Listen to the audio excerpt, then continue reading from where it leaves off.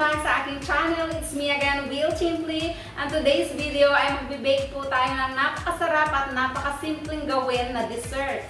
Ito ang apple crumble cake. But before anything else, please do subscribe to my channel and click that notification bell para ma-notify po kayo tuwing meron akong bagong upload na video. Ayan. Thank you so much po sa lahat ng nanonood sa aking mga video, and please share it to your friends. Kung nagustuhan nyo, comment down below kung meron po kayong questions or suggestions.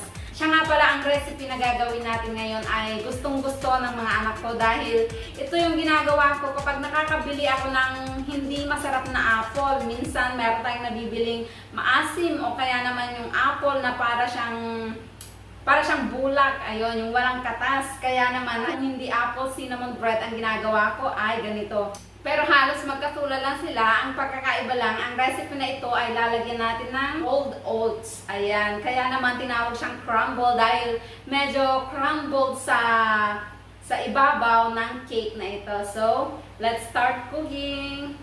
So, meron na akong isang malaking bowl dito. Dito po natin hahaluin yung ating harina mixture. Ang una nating ingredients ay harina, syempre. Maglalagay lang ako ng 3/4 cup. Susunod nating ingredients ay 1/3 cup of white sugar. Susunod naman ay 1 teaspoon ng baking soda, kalahating teaspoon ng asin, at kalahating teaspoon ng cinnamon. Haluin na muna natin ito.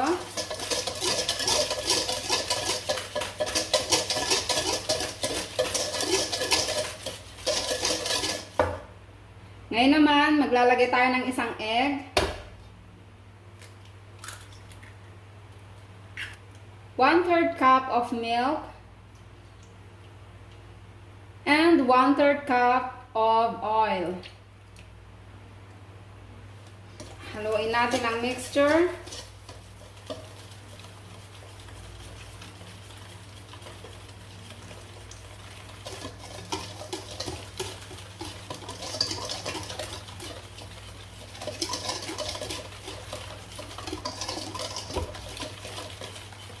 Haluin natin hanggang ma-incorporate lahat ng mga ingredients na nilagay natin.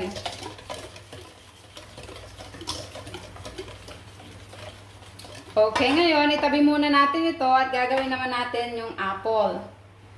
So ngayon, babalatan ko muna itong apple na gagamitin natin.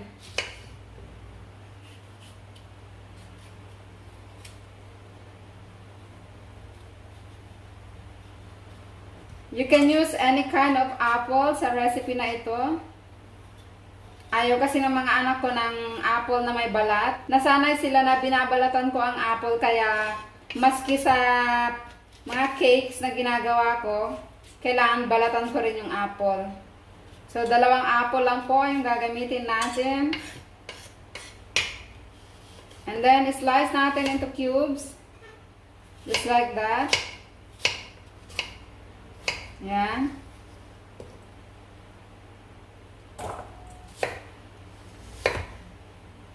At habang ginagawa po natin ang ating mga ingredients, nakalimutan ko sabihin kanina, kailangan naka-preheat na po yung ating oven para pag natapos tayo, isasalang na lang natin.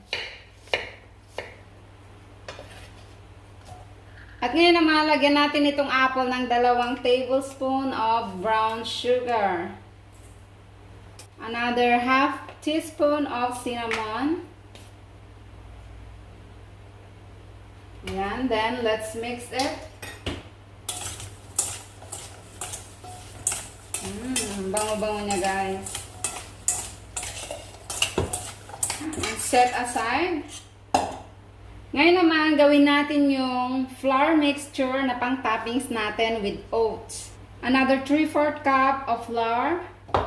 1 tablespoon of white sugar, and another tablespoon of brown sugar, another 1/2 teaspoon of cinnamon. Haluin po natin ito. At ilagay na natin ng oats. Ito po ay 3/4 cup. Yan, paghalo-haluin lang natin. At ngayon naman, lalagyan natin ng melted butter. So yung paglalagay po natin ng melted butter ay dahan-dahan lang. At baka masobrahan.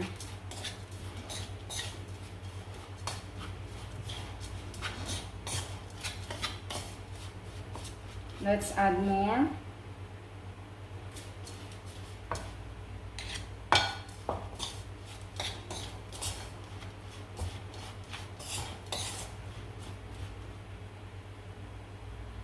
So, bali itong ihinanda ko pong melted butter ay 3/4 cup.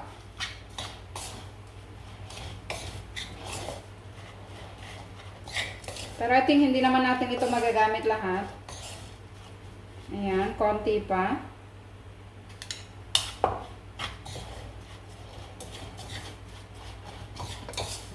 Dapat mag-form siya na parang cookie dough.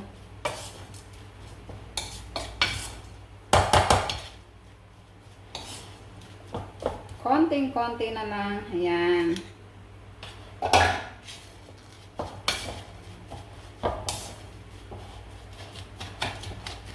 Let's set this aside muna. So, naghanda ako dito ng baking pan. Naglagay lang ako ng parchment paper sa ilalim. So, ngayon, ibuhos na natin itong ating flour and egg mixture sa ating baking pan. I think masyado itong manipis pero okay lang. Yan. You can use the smaller ones kung meron kayo para hindi masyadong manipis yung crust ng ating cake. And then, lagay natin yung mga apple.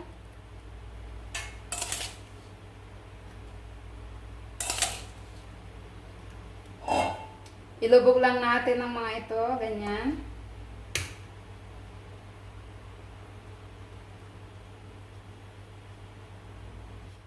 And then, ilagay na natin itong ating oat mixture. Kamayin ko na lang. Ayan. Mas better kapag kinamay natin ito.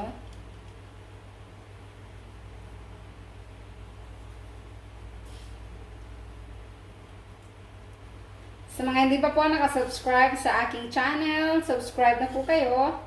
And click that notification bell so you'll get notified every time I have a new video. Ayan. And then, i-press din natin ito para naman pantay-pantay at maganda yung itsura. Okay. At ngayon, ilalagay na po natin ito sa oven and let's bake it for 30 minutes. So, eto na po yung ating cake, guys. Tapos na natin ma-bake. Ang bango-bango niya. At yung buong bahay amoy cinnamon and I love it. Imagine yung buong bahay amoy cinnamon and that's my favorite part of baking this bread. Ayan, so slice na natin at tikman. Ayan, so buksan na po natin ang cake. Kahit ito ay napakainit pa, excited na po akong tikman. Ayan. So, babalik ta rin lang natin ito.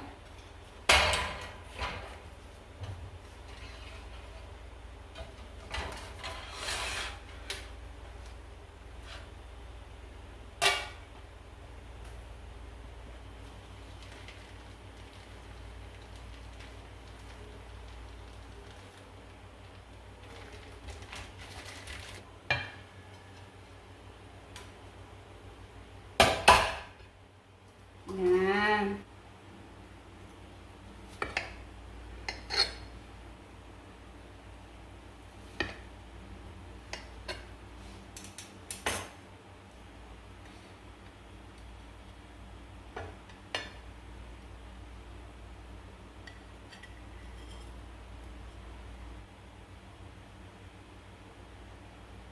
So, titikman na po natin ang ating finished product. Yan. Napakabango niya, guys. Malambot sa ilalim at dito sa ibabaw niya medyo crunchy dahil sa oats na nilagay natin.